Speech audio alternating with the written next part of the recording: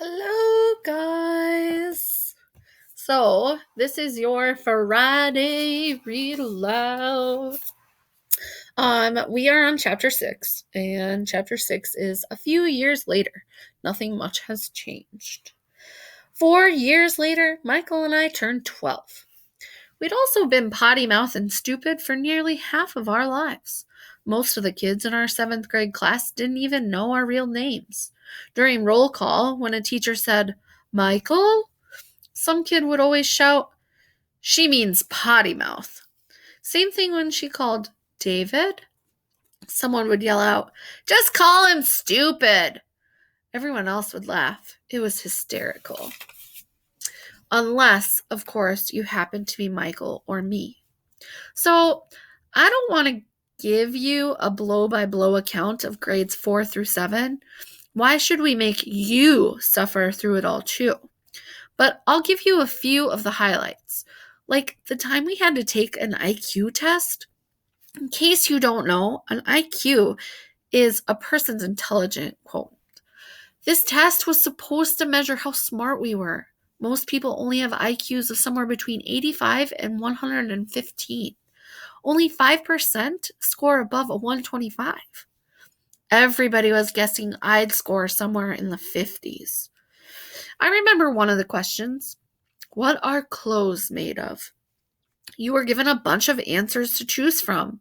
Cloth, paper, wood, glass, and I don't know. When I saw that question, I seriously started to wondering about my intelligence and the people who wrote the IQ test. Come on! The answer's right in the question. If clothes were made out of glass, they would be called glasses. They never told us our IQ scores. I didn't want to know. I was probably afraid to find out that I was stupid. Another highlight, hanging out in Michael's treehouse reading comic books instead of going to school. Neither one of us ever won a perfect attendance certificate. In fact, we both hated school so much, I think we would have won the district-wide competition for the most unexcused absences if they had an award for that. We weren't too good with after-school activities either. They kicked me out of the robotics club when I said I wanted to meet C3PO. The chess club gave us both the boot because Michael liked to make up funny voices for the king and queen pieces. Off with the heads! Yes, dear. Or even trick-or-treating on Halloween was a nightmare. One year, Michael and I made an extremely unfortunate choice of costume.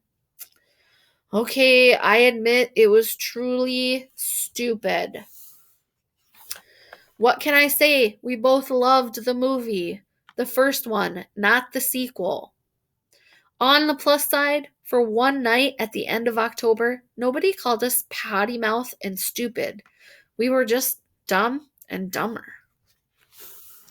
Chapter 7, Air Stoopid.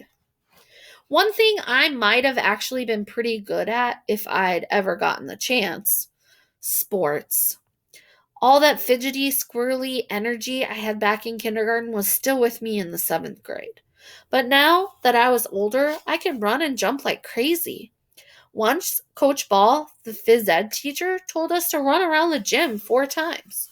Everybody else did 4 laps, but I did about 80. You see, I thought Coach Ball had said for the whole time. So I just kept going until the bell rang. I might have been pretty good at basketball, but in gym class, nobody ever picked Pottymouth or me when choosing up sides. We always spent our gym time riding the pine. That meant we sat on the bench and watched the other guys play. We got so bored. Michael would slide his butt across the bleachers so it would make squeaky noises that sounded like all sorts of different farts, which he gave all sorts of different names to. The Chinese firecracker, the power saw, the quiver, and of course, the rusty gate. Michael always cracked me up. He still does. After school, and on those days when we skip school, We played our own brand of basketball at his house because years ago, one of his foster brothers had put up a hoop over the garage door. The net was long gone, but all we needed was a hoop and a backboard. We'd make up imaginary games and narrate them. I did most of the dribbling and shooting. Michael did most of the commentary. David for the three from the top of the key, he'd say in his best courtside TV voice. He shoots. Fizzlenets, no good. Off the front of the rim. Wait. Now David grabs his own rebound. He slam dunks it for an easy 2 and picks up a foul from the hoopy doodle. Hicker Snicklepox, who just elbowed him. David's heading to the line. It's up. It's good. Sludge puggle, sludge puggle, sludge puggle. We played so much one-on-one against each other, so many games of horse. We got kind of bored with regular basketball and invented our new kind. Michael called it skateboard ball because if you haven't already guessed, it's combined skateboarding with b-ball. You scored extra points if you added tricks, maybe a fakie or a goofy foot when you shot. Pretty soon, I could do a kickflip, spring off the board, and dunk. It was like I had springs in my legs. It was totally awesome. Chapter 8. You can look it up in our Anna Britannica. Somehow, Michael and I convinced ourselves that we were so good at skateboard ball, we should try it out for middle school basketball team. Who did this? Said Coach Ball when he saw our names on the sign-up sheet. Who thinks this is funny? Not exactly a vote of confidence for us. We signed up ourselves, said Michael bravely.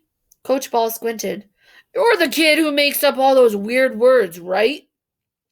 Snifflepiggle? Sometimes. Sorry, kid. No way I'm risking you trash-talking the other team. Potty-mouthing is considered unsportsmanlike conduct. You'd pick up so many technical fouls, we'd have a forfeit every game. Try the gardening club instead. So much for our pro basketball ambitions.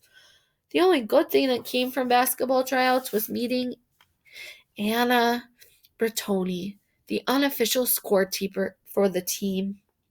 By unofficial, I mean she liked basketball so much she asked Santa Claus to bring her a scorebook every Christmas so she could sit by herself at the games, eat stadium popcorn, and make little marks in her book. Anyway, after Coach Ball refused to let us try out for the team, Michael and I trudged towards the exit feeling dejected. There was only one person sitting in the bleachers on the side of the gym, Anna. I heard that Coach Ball just told you, she said, her cheeks turning bright pink, because we found out later she was extremely shy. He was wrong. I mean, about the technical fouls. In middle school league, once you earn 2 technical fouls for unsportsmanlike conduct, you're automatically ejected from the game. So your potty mouthing would cost the team at most 4 points per game. Ergo, she said. I think there's some other reason Coach Ball doesn't want you on his team, said Anna. We know, I told her. In case you haven't heard, Michael's potty mouth and I'm stupid. Oh, I've heard about you two. I'm Anna Bertoni. We were all about to shake hands when Kaya Kanecki and her friend Tiffany Blurk strutted across the shiny gym floor. Why, look, Tiffany, it's Pottymouth, Stoopid, and Anna Britannica. Anna's cheeks turned pink again. Are you from Britain? Michael asked. Anna shook her head. Britannica is the name of an encyclopedia. Like Encyclopedia Brown? I asked. Anna nodded. Kay and her friends call me Anna Britannica because being smart isn't exactly considered cool at this school. A lot of stuff is considered uncool around here, I said. Being smart, being different, or, added Michael, just being me and David. So the profile that they have for this chapter is Coach Ed Ball. the gym teacher. Ugh, guess who's feeling stupid now? We've lost every basketball game this season. The popcorn guy gets more cheers than the first string team. The other day, I found this DVD in my mailbox. Anna Bertoni sent it to me. It's a video of that kid David dunking. Sure, he did his dunk off a skateboard, but the kid's got game. I could have used him. No, I needed him. So call me stupid. And the other coaches sure did. All right, guys, that is your Friday read aloud. We'll be seeing you after spring break.